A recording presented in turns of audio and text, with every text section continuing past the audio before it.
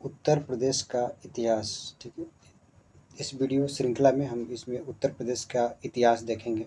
ठीक है, बहुत लोगों के मन में यह प्रश्न आता होगा कि आखिर इतिहास हम पढ़ें क्यों, ज़रूरत क्या है, क्योंकि वो तो बीत गया। ठीक है, देखिए, जो वर्तमान काल की कुंजी भूतकाल में छिपी हुई है, मतलब वर्तमान काल का जो भी डेवलपमेंट विकास वगैरह हुआ, सामाजिक सांस्कृतिक, ठीक है, या अर्थव्यवस्था में जो भी विकास हुआ है वो पास्ट को ही आधार बना के हुआ है। ठीक है, मतलब एक लाइन में यदि मैं कहूँ, जो वर्तमान काल की जो कुंजी है, विकास की कुंजी है, वो भूतकाल में छिपा हुआ है। ठीक है, तो इतिहास पढ़ने का एक ही मतलब होता है कि वहाँ से हमने क्या क्या किया, जो इस स्टेज में पहुँचे, आज हम क्या करेंगे कि इसके अगले स्टेज फर्दर इम्प्रूव कर करके जो सामाजिक, आर्थिक, ठीक है, या सांस्कृतिक विकास को बेहतर किया जाए। मतलब आज जिस सिचुएशन में समाज है, ठीक है, उससे बेहतर सिचुएशन में, उससे बेहतर स्थिति में कैसे लाया जा सके, इसको जानने के लिए, समझने के लिए आपको इतिहास पढ़ना ज़रूरी है। मतलब आज की परिस्थितियों को पूरी तरह से अवलोकन करने के लिए आपको भविष्य, भूत को देखना पड़ेगा। मतलब वर्तमान को समझने के लिए आपको भूत को समझना पड़ेगा। ठीक है, आइए उत्तर प्रदेश के इतिहास के बारे में जानते हैं थोड़ा सा। इसमें क्रम से देखेंगे, पहले उत्तर प्रदेश का प्राचीन काल, मध्यकालीन और आधुनिक इतिहास के बारे में देखेंगे। प्राचीन काल में देखिए, उत्तर प्रदेश में प्रागैतिहासिक काल। प्रागैतिहासिक काल में उत्तर प्रदेश को भी 3 भागों में बाँटा जाता है। उत्तर प्रदेश का पूरे भारत के आप इतिहास को देखेंगे तो ऐतिहासिक कालखंड को, ठीक है, जिसको क्रोनोलॉजी कहा जाता है, ठीक है, प्रागैतिहासिक काल, ठीक है, प्राचीन इतिहास, मध्यकालीन इतिहास और आधुनिक इतिहास। तो प्राचीन इतिहास को 3 भागों में देखिए बाँटा गया है इसमें। पूरा पाषाण काल, पूरा पाषाण काल लगभग ये 10,000 बीसी के आसपास का काल पूरा पाषाण काल था। ठीक है, मध्य पाषाण काल जो है कि 10,000 बीसी से लेकर के 700 बीसी तक। बीसी मतलब बिफोर सेंचुरी। बिफोर सेंचुरी कहने का मतलब ये हुआ, देखिए, बिफोर सेंचुरी मतलब ये हुआ कि जब क्राइस्ट का जन्म हुआ था। ठीक है, क्राइस्ट के जन्म से पहले, मतलब जीसस क्राइस्ट के जन्म से पहले का जो भी समय था, ठीक है, उसको हम बिफोर सेंचुरी कहते हैं। उसके बाद से ईस्वी स्टार्ट हुआ है। ठीक है, मतलब एक डेडलाइन एक तैयार किया गया। ठीक है, एक पॉइंट आउट किया गया कि जीसस के पहले जो भी तिथि हम लेंगे उसको बिफोर सेंचुरी कहेंगे, और उसके बाद जो भी तिथियाँ होंगी उसको हम ईस्वी के नाम से जानेंगे, जिसको एना डोमिनी कहते हैं, एडी। ठीक है, एडी मतलब एना डोमिनी। नवपाषाण काल, ठीक है, नवपाषाण काल जो है कि आपका 7,000 ईसा पूर्व से लेकर के 1,000 ईसा पूर्व के कार्यकाल को नवपाषाण काल में विभक्त किया गया। ये सब जो विशेषज्ञ इतिहासकार लोग हैं उनके द्वारा ये सारी चीज़ें अलग अलग कालखंडों में विभाजित किया गया, क्रोनोलॉजी को डेवलप किया गया है। पूरा पाषाण काल का मानव के आदि जीवन का प्रारंभिक काल था। ठीक है, कहने का मतलब ये है कि जो पूरा पाषाण काल था, 10,000 साल से पहले वाला जो काल था, ठीक है, इसमें मानव के इतिहास के बारे में आपको जो भी होगा लिखित साक्ष्य नहीं मिलेगा। पुरातात्विक साक्ष्यों के आधार पर भी पुरातात्विक साक्ष्यों के आधार पर ही उनके जीवन को समझने की कोशिश किया जाता है, इतिहास को लिखने का प्रयास किया जाता है। ठीक, इतिहास उसको कहते हैं मतलब जहाँ से चीज़ें लिखित रूप से प्राप्त होने लगे। ठीक है, पूरा पाषाण कालीन के साक्ष्य देखिए, उत्तर प्रदेश में जो भी पूरा पाषाण कालीन साक्ष्य हैं, ठीक है, जब वो इतिहास वाला वो सीरीज स्टार्ट करेंगे उसमें पूरा इतिहास के बारे में डिटेल पढ़ेंगे, इंडिया वगैरह का। ठीक है, अभी यहाँ पे थोड़ा सा यूपी के इतिहास के बारे में देखते हैं। जो यूपी पुलिस हो गया, या उत्तर प्रदेश पुलिस कांस्टेबल का एग्ज़ाम होने वाला है, या तो आर ओ जो अभी आर ओ कैंसिल हो गया था उसका, या यूपी पीसीएस का होने वाला है। ठीक, या यूपी ट्रिपल एससी का बीडीओ और जूनियर असिस्टेंट का एग्ज़ाम होने वाला है, उसके लिए जो कि यहाँ से महत्वपूर्ण क्वेश्चन बन सकते हैं, बनते भी हैं। पूरा पाषाण कालीन जो के समय में उत्तर प्रदेश से जो साक्ष्य मिले हुए हैं, सबसे महत्वपूर्ण एक बेलन घाटी जो प्रयागराज में, ठीक है, बेलन घाटी, बेलन नदी है। ठीक है, बेलन नदी वो ये रिहंद नदी की सहायक है। ठीक है, बेलन घाटी विश्व के प्राचीन स्थलों में से एक है। ठीक है, जो बेलन नदी घाटी है विश्व के प्राचीन स्थलों में से एक है, जहाँ मानव के सबसे प्रथम साक्ष्य मिले हुए, मतलब सर्वप्रथम मानव के साक्ष्य यहाँ से मिलना प्रारंभ होते हैं। ठीक है, भारत में जो कि देखें सबसे पहले मानव के साक्ष्य मिलते हैं, चूँकि उत्तर भारत से ही कुछ शिवालिक की पहाड़ियों से मिलना प्रारंभ होते हैं, कुछ और दक्षिण भारत में जो कि नर्मदा घाटी है उसके आसपास से मिलना चालू होते हैं। ठीक है, अब विश्व के सबसे प्राचीनतम जो कि मानव के द्वारा गुफा जो शैलकृत है, ठीक है, जो शैल चित्र का प्रमाण मिलता है वो भीमबेटका से मिलता है। भीमबेटका जो है कि मध्य प्रदेश के रायसेन जिले में स्थित भीमबेटका एक पुरातात्विक स्थान है, स्थल है। उत्खनन जो है देखिए, जो बेलन घाटी का उत्खनन कौन करवाया था? Professor G.R.. शर्मा कराए थे। प्रयागराज मतलब प्रयागराज विश्वविद्यालय नहीं, ठीक है, इलाहाबाद विश्वविद्यालय, अभी भी इसका नाम इलाहाबाद विश्वविद्यालय ही है, ठीक, प्रयागराज विश्वविद्यालय नाम नहीं हुआ, मतलब इलाहाबाद विश्वविद्यालय के पूर्व अध्यक्ष थे, ठीक है। सिंगरौली घाटी सोनभद्र में है और चकिया घाटी आपका चंदौली में, ये पूछा गया है, ध्यान दीजिएगा। बेलन घाटी पूछेगा आपसे, जो उत्तर प्रदेश में प्राचीनतम जो पूरा पाषाणकालीन जो साक्ष्य मिले हैं उत्तर प्रदेश से कहाँ-कहाँ से मिले हैं, तो पहला एक बेलन घाटी प्रयागराज में, दूसरा आपका सिंगरौली घाटी जो कि सोनभद्र में स्थित है, ठीक है, ये कोयला खनन के लिए भी फेमस है सिंगरौली घाटी। चकिया जो कि चंदौली में है, बनारस के पास, बनारस से सटा हुआ एक डिस्ट्रिक्ट चकिया है, वहाँ से भी उत्तर प्रदेश में जो पूरा पाषाणकालीन साक्ष्य प्राप्त हुआ है। मध्य पाषाण काल की जो प्रमुख साक्ष्य देखिए, मध्य पाषाण काल को 10,000 से 7,000 बीसी के बीच हम इसको देखे थे, ठीक है, 10,000 बीसी से लेकर के 7,000 बीसी तक, ठीक है, इसका कार्यकाल था मध्य पाषाण काल का। सराय नहर, महदहा, दमदमा और चुपानी मांडव, ध्यान दीजिएगा, सराय नहर हो गया, दमदमा हो गया, सराय नहर, महदहा, दमदमा, चुपानी मांडव, इन सब जगहों से जो है मध्य पाषाणकालीन साक्ष्य मिले हुए हैं, ठीक है। मध्य पाषाण काल के जो सर्वाधिक साक्ष्य सराय नहर से प्राप्त हुआ है, ठीक है, सराय नहर आपका प्रतापगढ़ है, ठीक है, इलाहाबाद से सटा हुआ है डिस्ट्रिक्ट प्रतापगढ़, वहाँ से सराय नहर के सबसे अधिक मतलब मध्य पाषाण कालीन जो सर्वाधिक साक्ष्य मिले हुए हैं उत्तर प्रदेश में, वो सराय नहर से मिला हुआ, और सराय नहर कहाँ पर है? प्रतापगढ़ में है। साक्ष्य देखिए क्या क्या मिला हुआ सराय नहर से, एक झोपड़ी का फर्श मिला है, मतलब एक झोपड़ी है जो उसका फर्श मिला हुआ है, और अस्थायी निवास स्थल के अवशेष प्राप्त हुए हैं। 11 शवाधान मतलब 11 शवाधान जिनके कंकालों की संख्या 14 थी, ठीक है, मतलब एक 11 शवाधान मिला है, ठीक है, ब्यूरियल मिला हुआ, वहाँ से जो कंकालों की संख्या कितनी थी? 14 थी। शवों के सिर पश्चिम तथा पैर पूर्व दिशा की ओर रखा गया था, ठीक है, देखिए जुर्वे संस्कृति, मांडा संस्कृति, ठीक है, जोखो संस्कृति, इन संस्कृतियों में देखेंगे तो लगभग सभी संस्कृतियों में उत्तर से दक्षिण की तरफ, ठीक है, मतलब जो कि सर उत्तर की तरफ होगा और पैर दक्षिण की तरफ, इस तरह से जो कि अंतिम संस्कार किए जाते थे, मानव को दफनाया जाता था। लेकिन कुछ संस्कृतियाँ ऐसी है, दक्षिण भारत में चले जाएंगे तो जहाँ पे पूरा पश्चिमी लोगों को दफनाया जाता था। महाराष्ट्र में तो अधिकतर संस्कृतियों में आप देखेंगे, जो महाराष्ट्र के आसपास जो पूरा पाषाणकालीन, मध्य पाषाणकालीन या नव पाषाणकालीन जो बस्तियाँ मिली हैं, वहाँ पे लोगों को घर के अंदर ही, मतलब एक कमरे में घर के अंदर ही लोग दफनाते थे, मतलब जो उनका आवास स्थान था जहाँ पे वो लोग रहते थे, वहीं पे लोगों को दफनाते थे। महाराष्ट्र में कई सारी जगहों पे ऐसे साक्ष्य मिले हुए हैं। कहने का मतलब ये है, जो सराय नहर है वहाँ पे जो अंतिम संस्कार के जो साक्ष्य मिले, जो समाधान मिले हुए हैं, उसमें क्या सिर पश्चिम की तरफ है, ध्यान दीजिएगा, ये बहुत ही इंपॉर्टेंट पॉइंट है। सिर जो है वो पश्चिम की तरफ और पैर पूरब की तरफ है, ठीक है। सामान्यतः आपको उत्तर और दक्षिण में समाधान किया जाता था, लेकिन कुछ जगह ऐसे मिले हुए हैं भारत में ही, विशेष करके एक यहाँ पर भी महाराष्ट्र में कुछ जगह पे है। 8 गर्त चूल्हे मिले हैं, मतलब एक गड्ढा खून करके चूल्हा, जो खाना बनाने के लिए पहले गांव में देखेंगे मिट्टी के चूल्हे के बर्तन, चूल्ही बनाया जाता था मिट्टी के खाना बनाने के लिए। अब एक गड्ढा खून करके भी लोग चूल्हा बनाते थे उसमें खाना बनाने के लिए। सराय नहर में युद्ध अथवा बाह्य मानवीय आक्रमणों के साक्ष्य प्राप्त हुए, मतलब सराय नहर की जो अवलोकन किया गया है यहाँ पर उत्खनन के बाद, जो सूक्ष्म अवलोकन किया गया तो पता चला कि यहाँ पे कुछ बाह्य लोगों का आक्रमण हुआ था, ठीक है।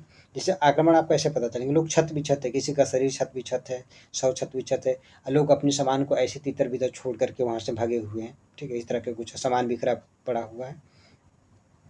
चूल्हे से, ठीक है, एक चूल्हे से पशुओं के अधजली हड्डी प्राप्त हुआ है, ठीक है, एक चूल्हा जो था उसमें खाना बनाने वाला या जैसे भी उनका हवन कुंड वगैरह होगा, उसमें से पशु के अधजली हड्डी के साक्ष्य मिले। ये सब कहाँ से मिले? सराय नहर। सराय नहर कहाँ पे? प्रतापगढ़ में, प्रतापगढ़, ठीक है। चौपानी मांडू, चौपानी मांडू ये भी इंपॉर्टेंट है, थोड़ा सा देखिएगा। देखिए ये मध्य पाषाणकालीन बस्तियाँ हम पढ़ रहे हैं, मध्यकालीन पाषाणकालीन, मध्य पाषाण काल जो भारत उत्तर प्रदेश में साक्ष्य मिले उसके बारे में पढ़ रहे हैं। झोपड़ी तथा मिट्टी के बर्तनों के साक्ष्य मिले हुए, कहाँ से? चौपानी मांडू प्रयागराज में एक स्थान है। दमदमा प्रतापगढ़ में जो कि 41 समाधान एवं कुछ गर्त चूल्हे, मतलब गड्ढे में कुछ चूल्हे बनाए गए खाना बनाने के लिए, ठीक है, और 5 युगल समाधान मिला है, ठीक है। युगल जो समाधान मतलब एक ही ब्यूरियल में, एक ही कब्रिस्तान में, कब्र में जो है कि 5 लोगों को मतलब 2-2 करके दफनाया गया था। युगल समाधान का मतलब एक कब्र में 2 लोगों को दफनाया जाता है, इस तरह के समाधान को कि युगल समाधान कहा जाता है। कुल मिला के 1400 मिले हुए समाधान मिला हुआ है, ठीक है। एक गर्त चूल्हे मिले हुए हैं और 5 युगल समाधान मिला हुआ है। कहाँ से? दमदमा। दमदमा कहाँ पर है आपका? प्रतापगढ़। प्रतापगढ़ में 2 हो गया, एक सराय नहर हो गया, एक दमदमा हो गया। प्रयागराज के निकट चूंकि लेखैया नामक एक शिलाश्रय से सर्वाधिक 17 मानव कंकाल प्राप्त हुए हैं, ठीक है। प्रयागराज के पास एक लेखैया शिलाश्रय मतलब जो कि पत्थर का, ठीक है, जो चट्टानी संरचना है उसमें लोग रहने के लिए जो अपना आवास बनाते थे उसको शिलाश्रय कहा जाता है। महदाहा देखिए, महदाहा ये प्रतापगढ़ में है। यहाँ एक युगल समाधान मिला हुआ है जिनसे पुरुष व स्त्रियों को एक साथ दफनाया जाता था। हड्डी व कुछ आभूषण प्राप्त हुए। देखिए आपको चूंकि हड्डियाँ बहुत पुरानी हो गई तो आप ये नहीं पता कर पाएंगे कि महिला का है कि पुरुष का है, ठीक है। लेकिन जो हड्डी के साक्ष्य होते हैं, ठीक है, हड्डी से कुछ महिला की जो हाइट वगैरह उससे जनरली कम रहता है, उसके आधार पर कुछ प्रमाण प्राप्त हो जाते हैं कि मतलब महिला का हड्डी है कि पुरुष का हड्डी है, ठीक है। एक और होता है कि अगर किसी के साथ मान लीजिए कुछ आभूषण वगैरह मिली, महिला के आभूषण, तो इससे भी एक अंदाजा लग जाता है कि यहाँ पे जो समाधान था, जो मतलब महिला का कंकाल मिला हुआ, ठीक है, वो महिला का है। मतलब ये जो कंकाल मिला हुआ व्यक्ति का वो महिला है। उत्तर प्रदेश में 9 पाषाणकालीन स्थल कौन कौन से हैं? कोल्डिहवा। पहले देखिए उत्तर प्रदेश में जो 9 पाषाणकालीन बस्तियाँ कहाँ कहाँ पे विकसित हुआ था उत्तर प्रदेश में, उनके बारे में। कोल्डिहवा, महगाह, ठीक है, महदाहा है, ठीक है, महदाहा एवं पचोल, ठीक है, बेला नदी घाटी में प्रयागराज में, ठीक है। ये 9 पाषाणकालीन स्थल थे उत्तर प्रदेश में। कोल्डिहवा है, एक महदाहा है, ठीक है। महदाहा से दोनों मिला हुआ है, 9 पाषाणकालीन बस्ती भी मिला है, मध्यकालीन बस्ती भी मिला है। पंचो और बेलन घाटी प्रयागराज में। लहुरा देव संत कबीर नगर, ठीक है, लहुरा देव संत कबीर नगर है। एक कोल्डिहवा धान की खेती के साक्ष्य मिले हुए, ठीक है। कोल्डिहवा जो कि पूरी एशिया महाद्वीप में, ठीक है, पूरी एशिया महाद्वीप में ये दूसरा स्थान है इसका, ठीक है, प्राचीनतम साक्ष्य में जो भूसी के मिले हुए हैं। और सबसे पुराना साक्ष्य कहेगा तो आपका गोरखपुर पे कोई स्थान है, शायद लहुरा देव ही है संत कबीर नगर का, वही सबसे पुराना मिला हुआ है। लहुरा देव भारत में धान की खेती के प्राचीनतम साक्ष्य मिले हुए हैं, ध्यान दीजिएगा। लहुरा देव है सबसे ज़्यादा प्राचीनतम साक्ष्य मिले हुए हैं लहुरा देव से। लहुरा देव कहाँ पे? संत कबीर नगर में, ठीक है। उत्तर प्रदेश में आद्य ऐतिहासिक काल के स्थल कौन से? आद्य ऐतिहासिक काल, एक प्राग ऐतिहासिक काल, ठीक है। देखिए 2 तरह से होता है, प्राग ऐतिहासिक काल, आद्य ऐतिहासिक काल और ऐतिहासिक काल। थोड़ा सा एक लाइन इसके बारे में समझ लीजिए किसको क्या कहते हैं। ये सब जानते होंगे आप, लेकिन थोड़ा सा एक मैं ब्रीफ आइडिया यहाँ पे दे दूँ। जो प्राग ऐतिहासिक काल होगा उस काल में लोगों ने लिखना पढ़ना नहीं जाना था, ठीक है। उस समय केवल मृदभांडों के आधार पर, ठीक है, या उनके जो औजार यूज किए जाते हैं उसके आधार पर उनके काल का निर्धारण और उनकी संस्कृति के बारे में हम समझने का प्रयास करते हैं। किसमें? प्राग ऐतिहासिक काल में। आद्य ऐतिहासिक काल में क्या होता है कि लोग लिखना पढ़ना तो जानते थे, कुछ लिपियों का उन्होंने विकास भी कर लिया था, लेकिन उन लिपि को हमने पढ़ नहीं पाया हुआ है। जैसे कि आपका इंडस वैली सिविलाइजेशन जो है, ठीक है, जो हड़प्पाकालीन संस्कृतियाँ हैं, अभी तक हम उसको पढ़ नहीं पाए हैं। पढ़ क्यों नहीं पाए हैं? कि वो लिपि भावचित्रात्मक है। ध्यान से सुनिएगा, वो जो लिपि है इंडस वैली सिविलाइजेशन की, हड़प्पा काल की जो लिपि है वो भावचित्रात्मक है, ठीक है। अभी जो हम वर्तमान समय में जो देवनागरी लिपि यूज कर रहे हैं वो स्वर, ठीक है, और व्यंजन में लिखा जाता है, ठीक है। स्वर और व्यंजन में जो कोई भी लिखी जाती है या कोई लिपि का विकास हुआ है, स्वर और व्यंजन को मिला करके भाषा का विकास हुआ है। लिपि मतलब भाषा को प्रकट करने के लिए एक संकेत होता है, संकेत को लिपि कहा जाता है, ठीक है। भाषा को व्यक्त करने के लिए उसका जो अमूर्त रूप देने के लिए जिस संकेतों का प्रयोग किया जाता है उन संकेत को लिपि कहा जाता है। तो जो आपका प्राग ऐतिहासिक काल में उस समय लोग लिखना पढ़ना नहीं जानते थे, आद्य ऐतिहासिक काल में लोग लिखना पढ़ना तो जानते थे, लेकिन उनकी लिपि को हमने अभी तक पढ़ नहीं पाया है। क्यों? क्योंकि जो अधिकतर लिपियाँ हैं जिसको हम पढ़ नहीं पा रहे हैं, ठीक है, वो भावचित्रात्मक है। जिसे आप भावचित्रात्मक, आप जो इस समय इमोजी यूज़ करते हैं ना, इमोजी किसी का मतलब हँसता हुआ चेहरा बना देते तो सामने वाला समझ जाता है कि नहीं ये प्रसन्न है, ठीक है। थोड़ा सा रोता हुआ चेहरा उसको भेज दिए तो लगता है कि नहीं ये थोड़ा सा दुखी है, या चिढ़ाने वाला चेहरा बना करके भेज दिए तो इस तरह का। आज तो आप समझ रहे हैं इस सब की भाषा, लेकिन उस समय भी वो लोग समझते थे, लेकिन उसको आज हम नहीं समझ पा रहे हैं, ठीक है। क्यों नहीं समझ पा रहे हैं? कुभावचित्रात्मक है। जो इमोजी है, ठीक है, उसका अगला रूप यही है जो हम इमोजी यूज़ कर रहे हैं फ़ोन वगैरह पे, ठीक है। ऐतिहासिक काल उस काल को हम कहते हैं जिस काल में लोगों ने लिखना पढ़ना जान गया था, लिपि का विकास हुआ था, और ये लिपि जो है कि स्वर और व्यंजन में है जिसको आज हम पढ़ ले रहे हैं, और इतिहास के निर्माण में इसका विशेष करके योगदान है। इतिहास के निर्माण में जो है कि प्रागैतिहासिक काल भी, आद्य ऐतिहासिक काल भी, ठीक है, और ऐतिहासिक काल, तीनों का योगदान होता है, अलग अलग महत्व है। अलीगढ़ मेरठ, ठीक है, उत्तर प्रदेश में आद्य ऐतिहासिक काल का जो प्रथम स्थल है अलीगढ़ मेरठ से प्राप्त हुआ है, ठीक है, सॉरी आलमगढ़, आलमगीरपुर मेरठ है, ठीक है। यहाँ पे सबसे प्राचीनतम जो कि लोहे के साक्ष्य मिले हुए हैं एशिया महाद्वीप में, मतलब इंडिया में पूरे। सिंधु घाटी सभ्यता का सबसे पूर्वी स्थल है, ठीक है। जो आलमगीरपुर है मेरठ में, वो सिंधु घाटी सभ्यता का सबसे पूर्वी स्थल है। यमुना की सहायक नदी हिंडन के बाएं तट पर स्थित है, ठीक है। कल भी हमने बताया था, जब एक शॉर्ट वीडियो डाला तो उसमें बताया था, ठीक है।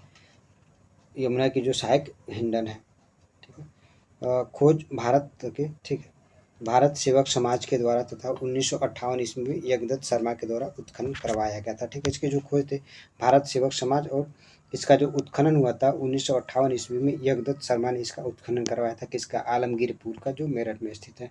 साक्ष्य क्या क्या मिले हैं, रोटी बेलने की एक चौकी और कटोरा, ठीक है, और छोटे छोटे टुकड़े, ठीक है, छोटे छोटे टुकड़े मिट्टी के बर्तन, ठीक है। मिट्टी के बर्तन पर गिलहरी एवं मोर चित्रों का एक संयुक्त मृद भांड मिला हुआ है, ठीक है। देखिए यहाँ से क्या क्या मिला हुआ है, सॉरी। यहाँ से जो आपका आलमगीरपुर है, वहाँ से क्या क्या साक्ष्य मिले, एक रोटी बेलने वाली चौकी है, ठीक है, कटोरा है मतलब कटोरे के छोटे छोटे टुकड़े हुए, टूट गया है वो कटोरा, ठीक है, टूटा हुआ कटोरे के टुकड़े मिले हुए। मिट्टी के बर्तन पर एक गिलहरी एवं मोर के चित्र, ठीक है, और मृद भांड मिला हुआ है। मृद भांड पर गिलहरी और मोर का चित्र है, कटोरा का छोटे छोटे टुकड़े में टूटा हुआ एक कटोरा मिल गया है, मिट्टी के है, और रोटी बेलने की एक चौकी प्राप्त हुई है। कहाँ से ये, आलमगीरपुर पे। आलमगीरपुर कहाँ पे, चूँकि मेरठ में उत्तर प्रदेश के सिंधु घाटी का पूर्वी सबसे स्थल आलमगीरपुर ही था, ठीक है। आइए, हुल्लास सहारनपुर में है, ठीक है, हुल्लास सहारनपुर में है, सहारनपुर। साक्ष्य क्या क्या मिला हुआ है हुल्लास से, गेहूं की कृषि के साक्ष्य मिले हुए हैं, पीपल वृक्ष के साक्ष्य प्राप्त हुआ है, चावल व रागी के साक्ष्य मिले हुए। ध्यान दीजिएगा, जो सहारनपुर उत्तर प्रदेश का है, ठीक है, वहाँ पे एक हुल्लास नाम का नवपाषाणकालीन बस्ती खोजी गई है। उस बस्ती में गेहूं की कृषि के साक्ष्य मिले हैं, ठीक है, मतलब वहाँ से कृषि के साक्ष्य मिले हुए हैं, और एक पीपल का वृक्ष प्राप्त हुआ है, दूसरा चावल व रागी के साक्ष्य प्राप्त हुए। मांडी आपका मुजफ्फरपुर में है, ठीक है, मुजफ्फरनगर में मांडी है, ठीक है। ये भी आपका, ये मांडी पूछा गया है, ठीक है। मांडी तो मेरे ख्याल से 2019 या 20 वाले पीछे इसमें पूछा गया है, मांडी कहाँ पर था, 21 वाले में संभवतः है ये, ठीक है। मांडी मुजफ्फरनगर में है, ठीक है। मानपुरा आपका बुलंदशहर में है, ठीक है, ये नवपाषाणकालीन बस्तियाँ थी। मानपुरा बुलंदशहर में है। कैराना शामली में, कैराना आपसे पूछा गया है, ठीक है, शामली कैराना में। बड़ा गांव आपका बागपत में, ये भी पूछा गया है बड़ा गांव का, ठीक है। वैदिक सभ्यता के बारे में देख लीजिए। अभी तो मतलब उत्तर प्रदेश का जो कि हम नवपाषाणकालीन बस्तियाँ देख रहे थे, ठीक है। इसके बारे में वैदिक सभ्यता में उत्तर प्रदेश में क्या क्या डेवलपमेंट हुआ था और क्या क्या यहाँ पे हुआ था, उसके बारे में देखिए थोड़ा सा। वैदिक सभ्यता की बात कर रहे हैं, करके ऋग्वैदिक काल जो है कि 1500 ईसा पूर्व से लेकर के 1000 ईसा पूर्व के काल को हम ऋग्वैदिक काल के नाम से जानते हैं, ठीक है। और उत्तर वैदिक काल जो है 1000 ईसा पूर्व से लेकर के 600 ईसा पूर्व के आसपास, ठीक है, के काल को उत्तर वैदिक काल के नाम से जाना जाता है।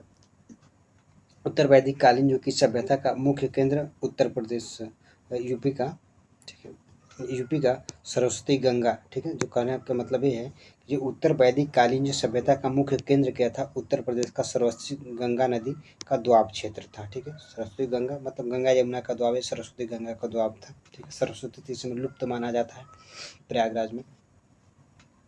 महाजनपद काल, ठीक है, महाजनपद काल के बारे में थोड़ा सा देख लीजिए, ठीक है। अभी ये सारा चीज़ आगे डिटेल और चर्चा होगा उत्तर वैदिक काल के और वैदिक काल के बारे में, ठीक। बौद्ध ग्रंथ की अंगुत्तर निकाय तथा जैन धर्म के भगवती सूत्र के अनुसार 16वीं शताब्दी ईसा पूर्व में संपूर्ण उत्तर भारत 16, ठीक है, बड़े यानी 16 महाजनपदों में विभक्त था, ठीक है। एक देखिए, बौद्ध धर्म का अंगुत्तर निकाय, ये पूछा गया है। बौद्ध धर्म के अंगुत्तर निकाय में 16 महाजनपदों की चर्चा की गई है, ठीक है। और जैन धर्म का भगवती सूत्र में भी 16 महाजनपदों की चर्चा की गई है, ठीक है। एक का पतंजलि का जो पाणिनि है, ठीक है, उसमें भी 16 महाजनपदों की चर्चा की गई है, ठीक है। लेकिन उसमें क्या है कि उसमें 22 महाजनपदों की चर्चा की गई है, ठीक है। और कुछ के नाम अलग अलग मिलते हैं। जो पतंजलि ने व्याकरण लिखा था ना, हिंदी व्याकरण करके पतंजलि, ठीक है। आइए आगे बढ़ते हैं, देखते हैं करके 16 महाजनपदों में से 8 महाजनपद उत्तर प्रदेश में, ये प्रश्न पूछा गया है, ठीक है। 16 महाजनपद देखिए, जो भगवती सूत्र में महाजनपद हैं और अंगुत्तर निकाय में कुछ के नाम सेम है, कुछ के नाम अलग-अलग हैं, ठीक है। लेकिन जो पतंजलि जो द्वारा जो व्याकरण लिखा गया था, संस्कृत का व्याकरण, उसमें 22 महाजनपदों की चर्चा की गई है और उसके भी नाम कुछ अलग-अलग हैं, ठीक है। 16 महाजनपदों में से 8 महाजनपद उत्तर प्रदेश में थे। एक कुरु देखिए, वर्तमान में जो कौन-कौन से महाजनपद उत्तर प्रदेश में थे। एक कुरु था। वर्तमान स्थिति इसकी क्या है कि मेरठ है, दिल्ली थानेश्वर वाले क्षेत्र है। इसकी राजधानी इंद्रप्रस्थ थी। दिल्ली के आसपास वाला जो क्षेत्र था इंद्रप्रस्थ के नाम से जाना जाता था उस समय, और कुरु की राजधानी थी। करके कुरु पहले राजतंत्रात्मक था, परंतु कालांतर में एक गणतंत्रात्मक हो गया, ठीक है। गणतंत्रात्मक शासन प्रणाली हो गया। राजतंत्र का मतलब हुआ कि यहाँ पे एक वंश परंपरा के अनुसार एक ही वंश के लोग यहाँ पे शासन करेंगे। यदि मैं कह रहा हूँ कि ये गणतंत्र है, इसका मतलब यहाँ का, इस क्षेत्र का जो मुखिया होगा ये बहुमत से चुना जाएगा। गणतंत्र का मतलब होगा कि किसी भी शासन प्रणाली का, किसी भी देश या क्षेत्र का जो मुखिया होगा वो किसी वंश परिवार से संबंधित नहीं होगा, वो वहाँ के समाज के द्वारा बहुमत के आधार पर चुना जाएगा। इसी का मतलब गणतंत्र हो गया। करके गौतम बुद्ध के समय जो कि कुरु महाजनपद, ठीक है, गौतम बुद्ध के समय कुरु महाजनपद का राजा कौरत्य था, ठीक है, कौरत्य थे, ठीक है, कौरत्य होंगे। पंचाल, पंचाल वर्तमान देखिए, पंचाल कहाँ पे था, वर्तमान स्थित जो कि बरेली, बदायूं, फर्रुखाबाद का क्षेत्र होता है, ठीक है। जो बरेली, बदायूं, ठीक, बरेली, बदायूं वो फर्रुखाबाद का क्षेत्र है, ठीक है, पंचाल महाजनपद के अंतर्गत। इनकी राजधानी दो थी, ध्यान दीजिए, पूछा गया है। पंचाल जो महाजनपद थी उसकी राजधानी दो था, एक उत्तरी पंचाल और दक्षिणी पंचाल, ठीक है। उत्तरी पंचाल का जो राजधानी था अहि क्षेत्र, बरेली वाला क्षेत्र है, और दक्षिणी पंचाल की जो राजधानी था वो काम्पिल्य है, फर्रुखाबाद वाला क्षेत्र है। महाभारत के काल में द्रौपदी पंचाल की राजकुमारी थी, ठीक है। द्रौपदी कहाँ की थी, पंचाल की राजकुमारी। यहाँ के राजा कौन थे, द्रुपद थे, और उनकी ये पुत्री थी द्रौपदी। काशी, वर्तमान स्थिति क्या, वाराणसी के आसपास वाला क्षेत्र काशी है, ठीक है। इसकी राजधानी वाराणसी थी, ठीक है। जो मैं आपसे बताया था, वरुणा और अस्सी नामक दो नदियों के किनारे होने के कारण इसका जो नाम वाराणसी पड़ गया। काशी का प्रथम उल्लेख ऋग्वेद में मिलता है, ठीक है। प्रारंभ में काशी एक शक्तिशाली राज्य था, मतलब एक शक्तिशाली गणराज्य था काशी, महाजनपद था, ठीक है। काशी गणराज्य नहीं था, ध्यान दीजिएगा, काशी गणराज्य नहीं था। महाभारत के अनुसार जो कि काशी की स्थापना राजा दियोदास, ठीक है, ये पूछा गया है, ठीक है। महाभारत के अनुसार जो काशी की स्थापना राजा दियोदास ने की थी, ठीक है। ब्रह्मदत्त सबसे शक्तिशाली राजा था, ठीक है। काशी, काशी को अविमुक्त क्षेत्र या अभिधाम भी कहा जाता है। काशी को दो नामों से जानते हैं, इसका उपनाम है अविमुक्त क्षेत्र या अभिधाम कहा जाता है काशी को। मतलब यहाँ पे जो भी आता है उसको मुक्ति मिलती है, कहने का मतलब यह है। काशी एक प्रमुख व्यापारी के केंद्र था, जो कि घोड़ों के व्यापार के लिए, ठीक है, घोड़े के व्यापार के लिए और रेशम के लिए, विशेष करके जो कि रेशम, ठीक है, और सूती वस्त्र है, ठीक है। एक यहाँ पे कासाय वस्त्र होता था, ठीक है, एक कासाय वस्त्र, कासाय वस्त्र बता रहा हूँ क्या, ये गिरवा वस्त्र था जिसको साधु लोग पहना करते थे, ठीक है। मतलब रेशमी वस्त्र के लिए और कासाय वस्त्र के लिए प्रसिद्ध था काशी। सूती वस्त्र, रेशमी वस्त्र और कासाय वस्त्र। कासाय वस्त्र साधु के द्वारा, जो भी उस समय गृह त्याग करते थे, संन्यास ग्रहण करते थे, उनके द्वारा इस वस्त्र को पहना जाता था। जैन धर्म के 23वें तीर्थंकर पार्श्वनाथ के पिता जो अश्वसेन थे वो काशी के राजा थे, ठीक है। आइए आगे बढ़िए। कौशल महाजनपद ये कहाँ पे है, ठीक है, कौशल जो है कि वर्तमान स्थिति कौशल की आधुनिक अवध वाला क्षेत्र, ठीक है, अवध वाला, ठीक है, अयोध्या, गोंडा, श्रावस्ती, ठीक है, विशेष करके जो कि अयोध्या, गोंडा और श्रावस्ती वाला क्षेत्र जो है कि आपका कौशल वाला क्षेत्र है। इसकी राजधानी श्रावस्ती थी, ठीक है। पहचान सेहत महत नाम से की जाती है, साकेत, अयोध्या, ठीक है। अयोध्या का प्राचीन नाम साकेत है, ठीक है, इसकी राजधानी थी। रामायण काल में कौशल की राजधानी जो कि साकेत थी, ठीक है। रामायण काल में कौशल की राजधानी साकेत के नाम से प्रसिद्ध था। वत्स महाजनपद देखिए ये कहा था, वर्तमान स्थिति जो वत्स का है, प्रयागराज और कौशाम्बी के आसपास वाला जो क्षेत्र है वो वत्स महाजनपद वाला क्षेत्र था प्राचीन काल में, ठीक है। 600 से 1000 से लेकर के 600 BC के आसपास ये घटनाएं सब घट रही हैं, ठीक है। ये जो पॉइंट हम पढ़ रहे हैं, वत्स का जो राजधानी था वो कौशाम्बी था। चेदी महाजनपद देख लीजिए कहाँ पे, वर्तमान स्थिति जो कि बुंदेलखंड के आसपास वाला जो क्षेत्र था वो चेदी महाजनपद का क्षेत्र था। चेदी की राजधानी शक्तिमती थी, बादा वाला क्षेत्र जो है कि बादा जिला है वही वाला क्षेत्र शक्तिमती उस समय चेदी महाजनपद का राजधानी था, ठीक है, बुंदेलखंड वर्तमान क्षेत्र। मल महाजनपद की स्थिति जो कि कुशीनगर, देवरिया बस्ती, ठीक है, बस्ती और गोरखपुर, ठीक है, गोरखपुर थे, ठीक है। विशेष करके जो मल महाजनपद था, ठीक है, इसमें पड़रौना भी शामिल हो जाता है, ठीक है। पड़रौना कुशीनगर का हेड ऑफिस है, मतलब कुशीनगर, देवरिया, गोरखपुर वाला थोड़ा सा क्षेत्र इसमें शामिल होता था, किसमें, मल महाजनपद में, ठीक है। मल महाजनपद की राजधानी कुशीनारा थी, ठीक है, कुशीनारा, इसमें वर्तमान में कुशीनगर के नाम से जाना जाता था, ठीक है। इनकी पावा भी इसी में शामिल थे, ठीक है, पावा भी इसी का एक क्षेत्र था। सुरसेन, ठीक है, आइए सुरसेन की स्थिति देख लेते हैं। सुरसेन कहाँ था, ब्रज वाला क्षेत्र सुरसेन था, इसकी राजधानी मथुरा थी, ठीक है। सुरसेन महाजनपद कहाँ था, ये 8वां महाजनपद सुरसेन है, ठीक है। इसकी स्थिति क्या है, ब्रज क्षेत्र में था और राजधानी मथुरा में थी सुरसेन का। आइए थोड़ा महात्मा बुद्ध की उदय, चूंकि महात्मा बुद्ध उत्तर प्रदेश से ही संबंधित थे, ठीक है। कुछ इनका जन्म भले वहाँ पे लुम्बिनी में हुआ था। लुम्बिनी वर्तमान समय पाकिस्तान के एक सॉरी नेपाल का एक छोटा सा गांव है, वहीं पे है ये, ठीक है। उत्तर प्रदेश में अब देखा जाए तो कई इतिहासकार मानते हैं कि जो पिपरावा वाला आसपास वाला क्षेत्र है वो महात्मा बुद्ध के जन्म का स्थान प्रमाणित करते हैं लोग, ठीक है। बौद्ध धर्म का उदय एवं उत्तर प्रदेश, ठीक है। उत्तर प्रदेश में बौद्ध धर्म का उदय होता है और उत्तर प्रदेश के लोगों और इनकी संस्कृति पर बौद्ध धर्म का क्या प्रभाव पड़ा उसके बारे में थोड़ा सा हम चर्चा करते हैं। बौद्ध धर्म के जो संस्थापक थे कौन थे, महात्मा बुद्ध थे। जन्म इनका 563 BC में, बिफर सेंचुरी में, कपिलवस्तु गणराज्य लुम्बिनी जो है कि नेपाल में स्थित है, ठीक है। इनके पिता का नाम सुद्धोधन था। कपिल वस्तु, ठीक है, गणराज्य के मुखिया थे, ठीक है। मतलब कपिल वस्तु जो गणराज्य था उसके ये मुखिया थे, कौन, सुद्धोधन, ठीक है। इनकी माता महादेवी थी, ठीक है। कोली गणराज्य से संबंधित थी इनकी माता जी, ठीक है। वर्तमान में जो है कि गोरखपुर, ठीक है। कोली गणराज्य कहाँ से वाला क्षेत्र है, वर्तमान गोरखपुर वाला क्षेत्र था। उनकी पत्नी यशोधरा, किनकी पत्नी, महात्मा बुद्ध की पत्नी यशोधरा जो कि कोली गणराज्य से थी। मतलब इनकी माता जी और इनकी पत्नी दोनों लोग एक ही गणराज्य से थे। प्रथम उपदेश कहाँ देते हैं, सारनाथ में देते हैं। धर्म चक्र प्रवर्तन के नाम से जाना जाता है। सर्वाधिक उपदेश है श्रावस्ती में देते हैं, क्यों, क्योंकि श्रावस्ती इनका गृहनगर था, ठीक है। गृहनगर होने की वजह से यहाँ पे रहते थे अधिक से, ठीक है। सर्वाधिक उपदेश यहीं पे देते हैं। अगर ये आपसे पूछा जाए कि सर्वाधिक वर्षा ऋतु कहाँ पे बिताते हैं, ठीक है, सर्वाधिक, ठीक है,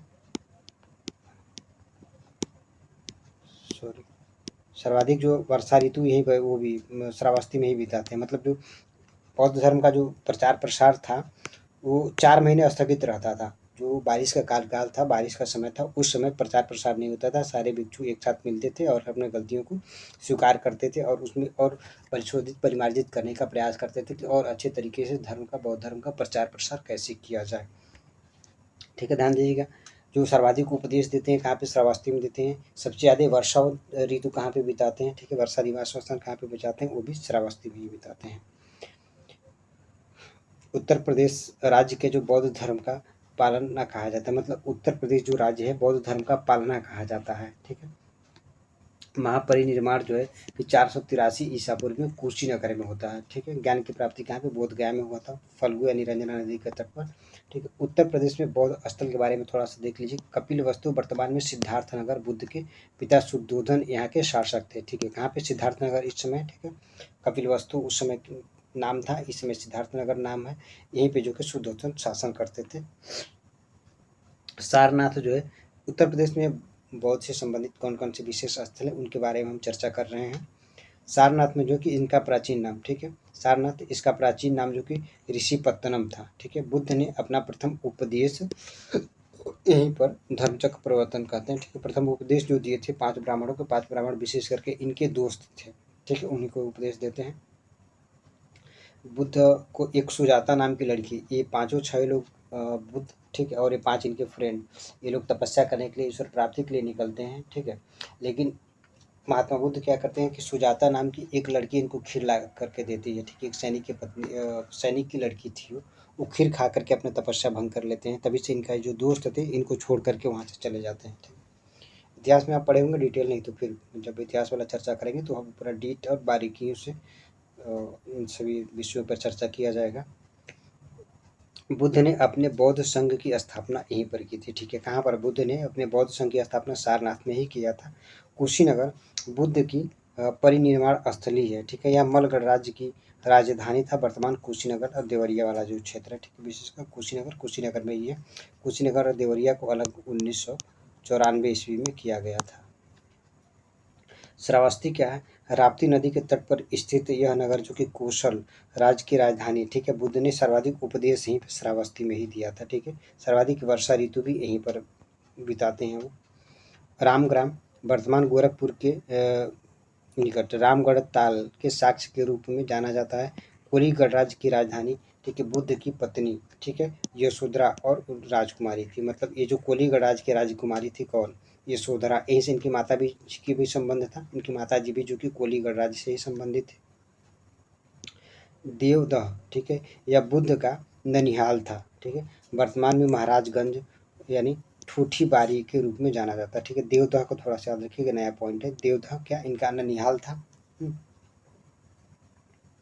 महाराजगंज जिले में स्थित है। पावा के बारे में थोड़ा सा देख लीजिए। वर्तमान कुशीनगर के जो फाजीनगर स्थित है, ठीक है, जो फाजीनगर जगह है वहाँ पे सहिया गाँव, ठीक है, सठिया गाँव, ठीक है, क्षेत्र में स्थित है। बुद्ध यहीं पर, ठीक है, चुकंदर, ठीक है, शुकर मास नहीं शुकर मास के,